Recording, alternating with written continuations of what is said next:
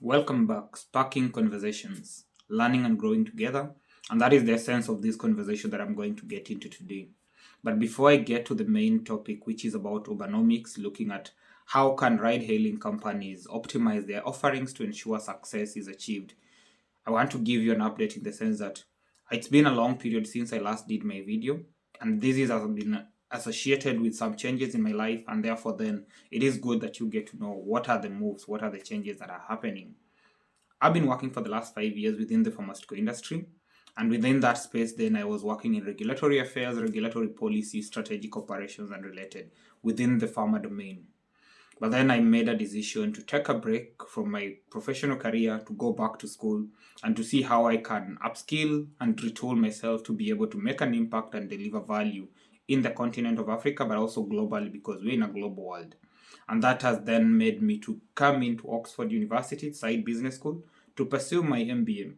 And why did I choose to go for an MBA yet I have a background in healthcare? I believe businesses have a responsibility to drive growth in the global economy, but also businesses have the capability to make a difference, make an impact in human lives. Why do I believe in the power of business? When I went to buy this hoodie that I'm wearing, the red one, I knew its ability to keep me warm, and the price at which I bought it met the threshold for what I think I got the right value for it. When you go to purchase anything, there is value in what you're buying, but there's also the confidence that you have in the person delivering it. And by the virtue that the seller is selling it at a particular price, they also believe that when you buy it at that price, they're able to meet the operational cost to achieve their profitability, and if possible, then pay their investors as well to generate that return on that investment. And therefore, guided by that, I believe businesses have a responsibility to make a difference, and therefore then guided by that, we have to make a difference together as a community, as a society, and using business to make that a reality. So then, with that conversation, with that interlude into our conversation today, why do I want to talk Ubernomics? Why do I want to look at what the operating model is and how can they optimize it for success? And what does success mean for us? For me, when I look at success for a ride-hailing company and for a business, whichever type of business is, all the stakeholders who are playing a role in that business enterprise are able to harness their value, that is the value in the ecosystem for whatever they're doing, but also at the same time being able to generate return in the process. So when we look at the ride-hailing companies, who are the players in that market? The conventional norm and the approach to it was that we had the ride-hailing company, which is the platform, then we have the driver, then we have the customer who is the rider on that platform. So if I'm going to make a request for an Uber, or for example for any ride hail, any taxi from a cab, any cab from the platform, then I'm one of the customers. The driver who is on the platform using somebody else's technology and platform to link them to me as a customer on the other end is also a customer to the company, but also a stakeholder within the framework. There is always the fourth layer, where we look at the fourth layer being the owner of the car, because most of the cars in these ride-hailing platforms are owned by other people who then employ drivers to drive on their platform, drive their cars in the platform for economic return for whatever it is. And then with the fifth layer of it is the government. And oftentimes, because we work within governments, within territories and countries, therefore then we have to abide by the laws of the country, and it is the role of the government in that particular jurisdiction to uphold welfare of its people, to ensure that the practices that are happening are for the best interest of the country and for the best interest of its people. So looking at public health, public interest rather. So with that perspective, then the question that we need to ask ourselves is, what does success look like for all these people in this matrix and this business model? Success for the ride-hailing companies being able to have riders making requests on the platform. Success for them is about having drivers on the platform who can offer the transport services that the customers, the riders need on the platform. And in the process of doing that, being able to charge a price to the customer, that is the rider, and being able to pay a fee to the driver that is agreeable and actually acceptable to both of them, and the margin between them being enough to be able to sustain their operations, that is paying their taxes, paying their employees, but also being able to generate a positive return on investment to pay the investors to generate income along that chain, which is optimal for them. And that would be an ideal situation. And that is what we all hope for. But then on the same note, then for a rider, the success for me would be, one, if I make a request, I'll be able to get the rider around and closer to me as much as possible, because we look at the time factor, and therefore then that would be success on one end. But beyond getting the rider, I need to know, am I getting the best rates? And that is why competitive pricing has been a key thing for customers, because then everybody wants to have the lowest price on the platform. Is the car in the good condition? Is the driver warm enough that I'm comfortable riding with the particular driver, whoever it is? And is it safe, in the sense that if I'm taken from one location, I'm guaranteed that I'll get to the destination where I'm hoping to get to? Those are some of the key considerations that a rider would have. The driver needs the best price, therefore they're able to make a living out of it, as much as also being able to pay the owner of the car at the end of the trip. They need a kind of considerate and good customer, and that is the rider, so that at the end of their trip, they're able to feel like they are respected and dignified in their whole process for whatever it is. So when we look at all that matrix, what has been the current operation for whatever it is? And I'm looking at this from a case of what has happened in Kenya and some of my personal experience, because I used to do a lot of Ubers, Bolt, Little Cab, whatever it is, a couple of these cars.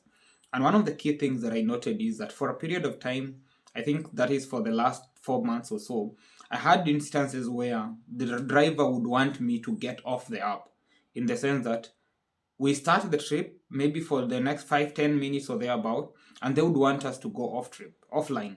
The essence of it is they are complaining the commission that are being levied by these companies are relatively higher, and therefore then they will not be able to make a living out of it as much as also pay the owner of the car, which then presents a challenge. So then it means they are disgruntled by the price that has been set for them. The question that I would ask as a customer is, if I go offline, what guarantee do I have that actually my move can be tracked by somebody? And if at all the driver decides to go away with B, how will I solve for this? It is a risk. But also the other piece is, for the driver being disgruntled, chances are they will refuse to take me if I decide not to go offline with them, or maybe compel me to pay a higher price. And there was a point when these ride-hailing companies and drivers were charging additionally higher fees for riders. That ultimately erodes trust.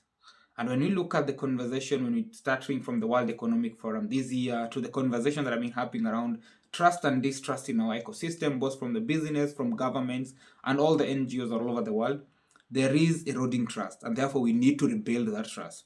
Rebuilding trust means I need to be sure that the driver will be somebody who will take care of my interests as much as I need to, but I also need to look out for their interests. But we also acknowledge that the ride-hailing company giving a platform has invested resources, and therefore we need to take advantage of that, but at the same time pay the necessary dues to support the company to thrive in that ecosystem. So those are critical pieces that we need to look at.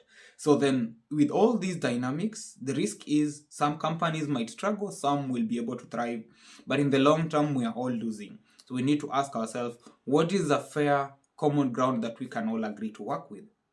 When I look at that is then, what is the role of the government? And regulations have been coming, are being proposed, and all that. In the Kenyan case, there's a proposal that we should have the commission charge not more than 18%. That is varied depending on whatever it is taking it. And there are also conversations that enforcing these commissions is not as easy as it should be. So what I did as well is that to look at what are the other markets, and by the virtue that I just landed in the UK and I was trying to get my foot of my experience in the local economy, I did a review of the Uber operations in UK, and I read a couple of materials, but also reviewed some of the policies from the company itself. And one critical case that came is a 2022 case ruling that made it actually be considered that the drivers are employees of Uber, in the sense that they are working on the Uber platform consistently and consecutively for as much as it is, rather than being contracted consultants on the platform. So on that account, then the additional benefits they're entitled to, pension contributions, welfare, off days, and all that. So those are the additional benefits. And if those benefits are accorded to the drivers, then they have some semblance of stability in their income, and that is linked to the government national wage provision that are there. But the other question that you would put is, what are the incentives for such a driver, for the company to do that? Ultimately, it's eating into their commissions and whatever it is. The thing is, it is a fair balance that you look out for the welfare of the drivers, therefore they will be on your platform, but as much as they're on your platform, you therefore then look at alternative mechanisms of generating your income. I reviewed the materials, and the commission for the UK for the company is 25% for Uber specifically. So if I have a commission of 25%, then that means they're able to maybe offset some of the additional costs that are there, but also address the concern that drivers were having. In terms of pricing, and one of the key things around all these has been around pricing, because when you're getting into a new market, you want to be competitive. Competition for consumers is around, am I getting the lowest price in this car or the other one? And therefore, with that predatory pricing, oftentimes what used to happen is that the company charges the lowest rate possible for the rider, but then that difference is borne by the driver who doesn't get their fair pay in certain cases, and then that becomes a challenge. In the initial phase, the drivers are given good rates so that they are onboarded on the platform, but once they are onboarded on the platform, the commissions start going higher, and therefore the return for them gets lower. So those are key concerns that were emerging. So if you look at all these, then the question I ask, what is the loss to the companies, especially in the Kenyan ecosystem, when you look at people either going offline or not being on the platform, going for alternative platforms and whatever it is a risk. And the one that is of interest to me is this situation where people are getting offline on your platform. There's a risk. And the risk is if somebody gets to disappear, maybe there's any security incident or safety incident that is reported, Uber as a company or whatever company, ride-hailing company that will be implicated will have to bear the legal burden of it. The essence of this is, according to the local laws in Kenya, the ride-hailing company has an obligation and a duty to ensure that security of the riders on the platform are taken care of. So what provisions will we have there if they went offline? They will be to blame in one way, but also the reputation and the trust that people will have in such a company would be a challenge. And this is an incident of some of the conversation that we had, I think 2023, where there were reservations around using Bolt, and even in terms of the quality of the cars, the number plates were not matching what was on the application and whatever. So these are all concerns that we had to deal with in the ecosystem, impacting the business profitability. On the other end, look at it that if most of, let's say, for example, 40 to 50% of the rides are offline, if I want to pay 1,000 Kenya shillings in this case, let's say, for example, that would be equivalent to around $10, $9 or thereabout on that whole trip, and only $2 will be tracked within the system. It means the $8 that I'm paying to the driver are not part of the platform. Therefore, that commission will not be paid to Uber. If those commissions in terms of substantial value of it, because the lowest amount, let's say for example 20% of $2 is 0.2 cents, and therefore that 0.2 is what is being paid to Uber. What if it could be able to charge the 0.2 for the whole $10?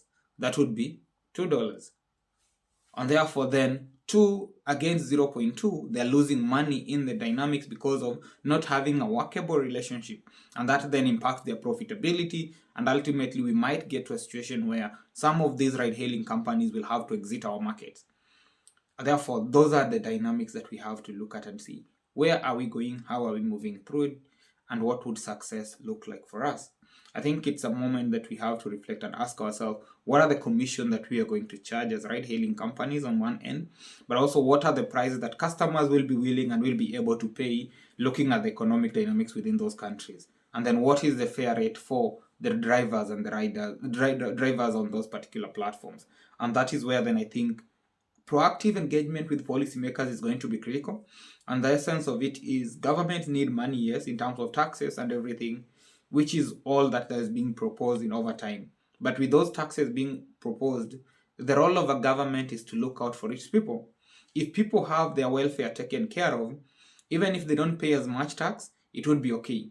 So the question is, what trade-offs are these ride-hailing companies, governments, and drivers willing to make? And those concessions will be important, because that is what will guarantee that these companies can operate in these markets, but also make a return on those investments, and ultimately every stakeholder benefits in that arrangement.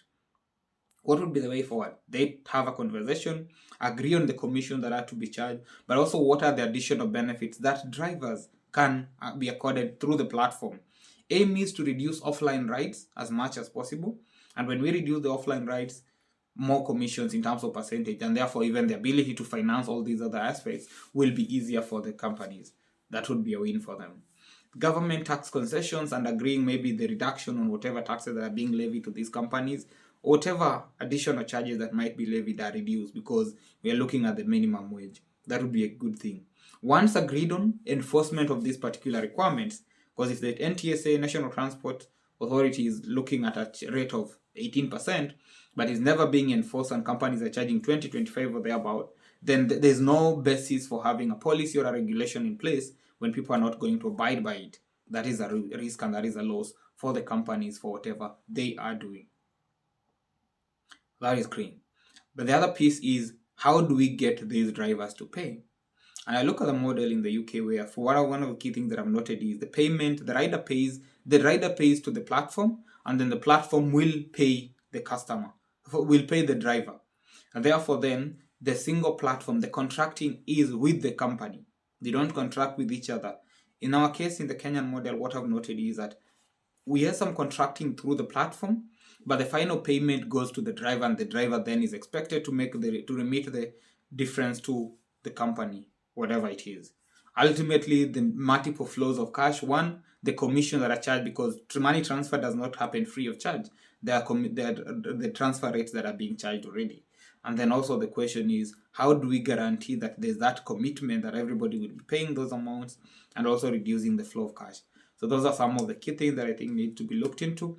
But in all, I think ride-hailing companies have a chance to address the gaps, especially when you look at the logistical requirement, the time needs, and the economic viability and economic rates, but also creating employment for people who need them. So the question that we need to be asking is, how do we make them work? And making them work is by innovating, but also structuring our business operations in a way that all our stakeholders and all the players in the ecosystem find value for their money, are able to thrive in their ecosystem, and therefore able to meet the obligations and needs that they do have in that ecosystem. Currently, a lot of money is being lost on the platforms. Reason, either going offline or avoiding to take the ride altogether because of the dynamics of what is happening. And all these are stemming from a level of mistrust. Therefore, we need to address the mistrust. Addressing the mistrust, agreeing what the challenges and the gaps are, agreeing on the common way of working for all of us, and shaping a future together. I hope this shapes some of conversation, some of the ideas that you're also thinking on in your end. Let's have the conversation and shape the future of ride-hailing companies, but also the business ecosystem in Africa for whatever it is. Thank you and have a good one.